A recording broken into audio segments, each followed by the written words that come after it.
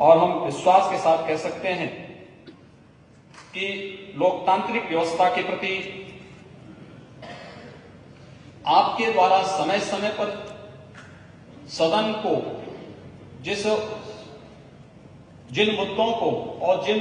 उठाने का एक मंच के रूप में उपयोग किया गया था, वह आपकी संवेदनशीलता को प्रदर्शित करता है। संसदीय विषयों और लोक महत्व के विधेयकों पर आपके द्वारा रखे गए तर्क और आपका दृष्टिकोण इस सदन की चर्चा की गंभीरता में महत्वपूर्ण भूमिका का निर्वाह किए। विधायी कार्यों में आपका अनुभव निश्चित रूप से इस सदन के मार्गदर्शन में हम सब के लिए उपयोगी होगा। महोदय, आप दोनों सदनों की विभिन्न समितियों में रह करके उसका अनुभव का लाभ इस सदन को अब मिलेगा। साथ ही साथ आप पंचायती राज और संसदीय कार्य मंत्री के रूप में भी अपने उत्तरदायित्वों का निर्वहन किए हैं। शासन का प्रशासन एवं दोनों सदनों का जो अनुभव है, उसको गौरवपूर्ण तरीके से संचालित करने के लिए मुझे लगता है कि आपके निर्देशन में उन संसदीय प्रक्रियाओं का अनुपालन, उन मर्यादाओं के माध्यम से सदन को हम चर्चा का एक मंच बना सकें, इस दृष्टि से हम विश्वास के साथ कह सकते हैं कि उत्तर प्रदेश विधानसभा देश के लोकतंत्र के सर्वोच्च सदन के रूप में एक मार्गदर्शक भूमिका के रूप में अपने आप को प्रस्तुत करने में सफल होगा। आपको अध्यक्ष के रूप में पाकर के हम सब आश्वस्त हैं कि आपके संरक्षण में इस सदन का प्रत्येक सदस्य और खासतौर पर जो हमारे चुने गए नए सदस्य हैं, लेखक के रूप में आपका संसदीय ज्ञान, संवैधानिक ज्ञान, धर्म एवं दर्शन के प्रति आपकी रुचि सहित जनमानस से जुड़े हुए विभिन्न मुद्दों पर आपकी लेखनी ने समाज का जो मार्गदर्शन किया है, निश्चित यह सदन उससे लाभान्वित होगा। आपके इन विषयों पर 2 दर्जन से अधिक पुस्तकें सामने आई हैं। आपका स्तंभ लेखन विभिन्न पत्र पत्रिकाओं में यह समाज के न केवल प्रबुद्ध जनों को बल्कि वर्तमान पीढ़ी का भी मार्गदर्शन करता है। कहीं भी जब आप चलते हैं, जाते हैं, लोग इस बात को अवश्य चर्चा करते हैं, आपका आलेख पढ़ करके, आपकी पुस्तकों को देख करके इस बात को अनुभव करते हैं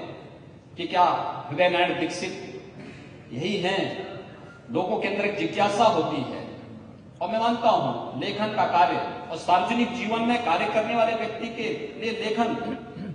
एक अत्यंत दुरूह कार्य हो जाता है। लेकिन उस सब के बावजूद सार्वजनिक जीवन के साथ सक्रिय रूप से जुड़े होने के बावजूद लेखन के प्रति आपकी रुचि, आपकी रचनात्मकता, आपकी सकारात्मकता और भारत की उन उच्च परंपराओं के प्रति आपकी संवेदनशीलता को प्रदर्शित करता है, जो आज के दिन पर इस देश की संसदीय परंपराओं के लिए और उन उच्च मर्यादाओं को स्थापित करने के लिए आवश्यक है। वह सचमुच और प्रतिभा आज आपके अंदर देख करके सदन गौरवपूर्ण तरीके से आपको अध्यक्ष के रूप में पाकर के गर्व की अनुभूति कर रहा है। महोदय, मैं विश्वास के साथ कह सकता हूं, हम लोग चुनाव लड़कर के आते हैं, चुनावी मंचों पर हम लोग एक दूसरे के प्रति अनेक प्रकार के बाणों से प्रहार करते हैं, लेकिन सदन कम से कम इस प्रकार के बातों से दूर रह करके उत्तर प्रदेश की 22 करोड़ जनता के बारे में सोच सके। इस दृष्टि से सत्ता पक्ष और विपक्ष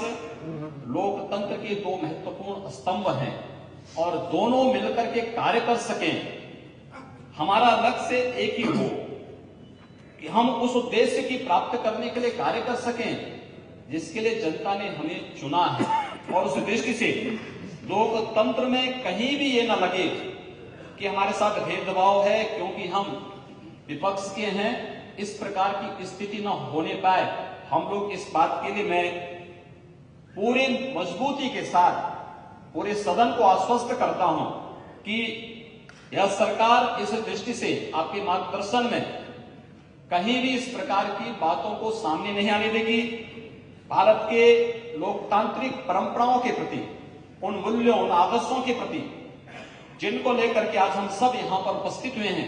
उनको स्थापित करने में हम पूरी मजबूती के साथ कार्य करेंगे। और इस दृष्टि से हम लोग चाहेंगे कि आम जन की समस्याओं के समाधान करने में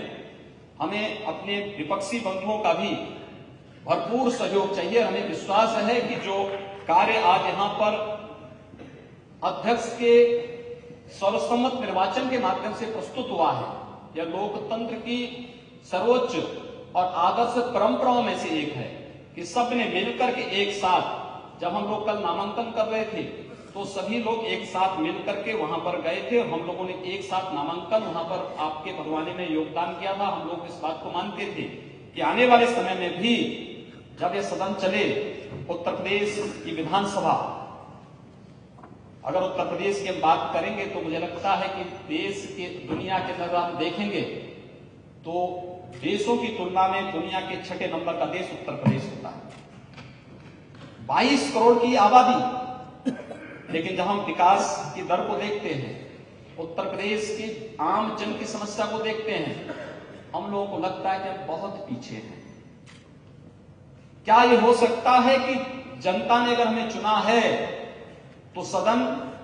यहां पर चर्चा का एक मंच बन सके, उच्च लोकतांत्रिक मूल्यों का एक आदर्श बन सके, जन विश्वास जो इस देश की लोकतांत्रिक प्रणाली पर जो अविश्वास के दायरे में लगातार उस भंवर जाल में डूबती भी दिखाई दे रही है, क्या हम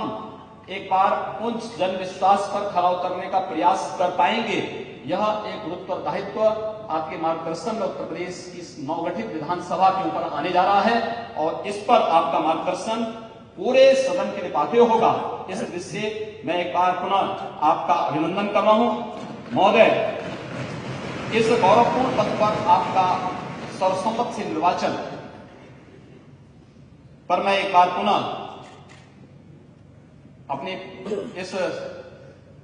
विधानमंडल दल की ओर से, पूरे सदन की ओर से आपका अभिनंदन करता हूं, आपको कोटि कोटि बधाई देता हूं और अपने उन सभी बंधुओं को जिन्होंने सर्वसम्मत निर्वाचन में सदन की उच्च परंपराओं को ध्यान में रख करके अपना योगदान दिया है, मैं उन सब के प्रति भी आभार व्यक्त करते हुए आपका अभिनंदन करता हूं और विश्वास करता हूं कि आपके मार्गदर्शन में उत्तर प्रदेश विधानसभा देश की एक आदर्श विधानसभा के रूप में अपना स्थान बनाएगी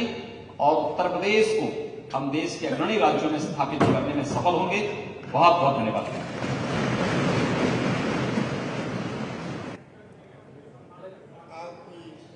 ये है